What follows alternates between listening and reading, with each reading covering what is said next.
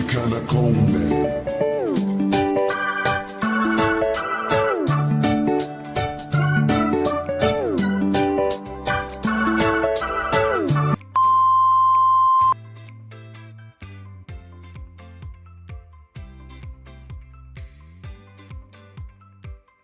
Islam is built upon five.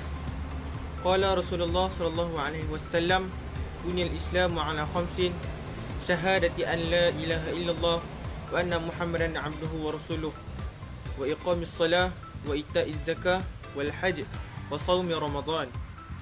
The meaning of the hadith is, Islam is built upon five pillars.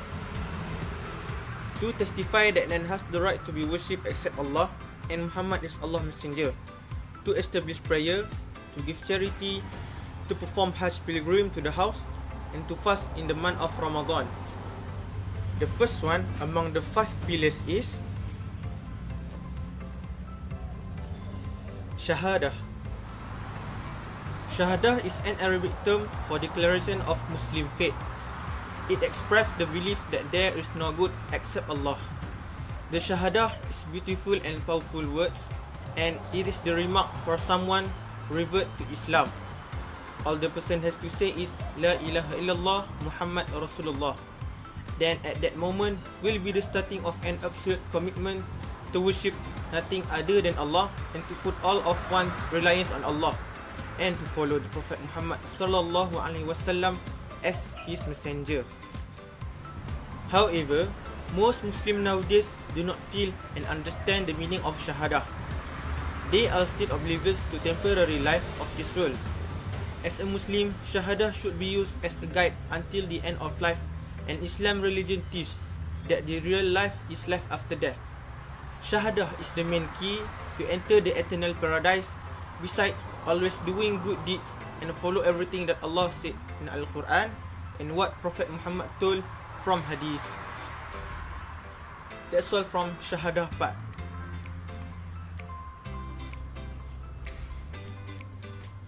Okay, Assalamualaikum and good evening.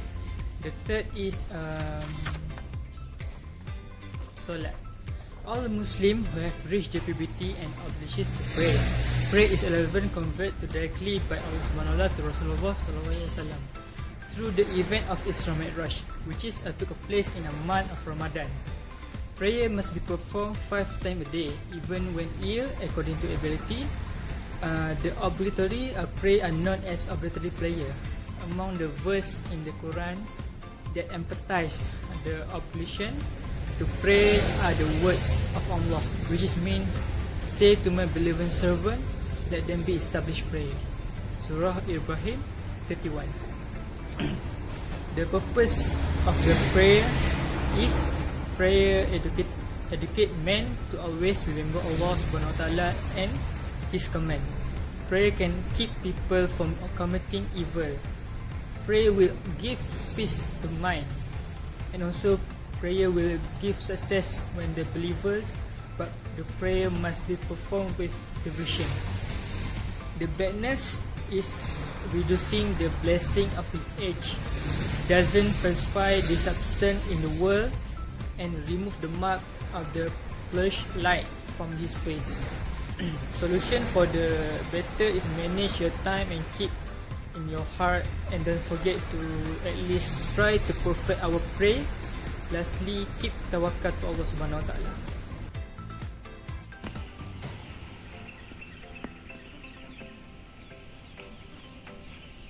Fasting the month of Ramadan. Fasting in Islam is the practice of abstaining, usually from food, drink, smoking activity, and sexuality. Fasting is observed between dawn and nightfall when the azan at the Maghrib prayer is sounded. Every year during the month of Ramadan, all Muslims are required to fast. Fasting, along with a lot of labor on one act of devotion, try to cleanse the soul, removing impurities and centering oneself on worship. The goal of Ramadan is to strengthen one's moral character and behavior. The reward of fasting Ramadan are enormous. The person who live the fast intentionally has not only committed a great sin, but he has suffered a great loss. One day of fasting that is left cannot be exchanged, even if the person who live it fast for the rest of his life. As a Muslim, we are obliged to do good deeds with the third pillar of Islam. Must know, don't be confused. Assalamualaikum warahmatullahi wabarakatuh. And number 4 is paying a zakat. Zakat. Zakat is fascinating word in Arabic. It relates to the nest, growth, blessing and praise. The form of charity help to purify your wealth, increase blessing in your life and gain you much reward. Zakat is an obligatory tax on every Muslim, designed to help poor and empower countries and communities. And what if we do not pay a zakat? The wealth you have no blessing. As example, you have a big salary. The money always run out quickly and you always feel not enough. So that's one of the sign of your wealth has no blessing. I hope everyone take it seriously. From what I explained, zakat is not only sign of gratitude to Allah, but behind it all, there are many groups that we have in our Muslim communities. So that's all.